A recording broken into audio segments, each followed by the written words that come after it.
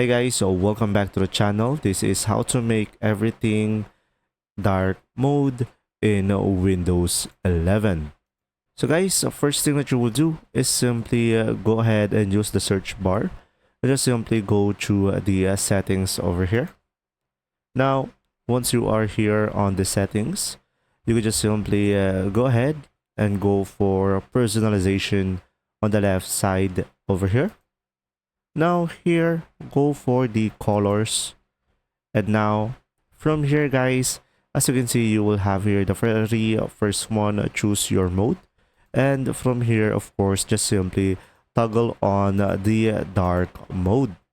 Now here on the dark mode, I also recommend by just scrolling down and turning on show accent color on start and taskbar. So make sure it is black and just simply turn it on and it will adapt based on the color that you apply. And that's simply about it. I hope this video helped you understand more. Thanks for watching guys, and you could also turn this on. See ya.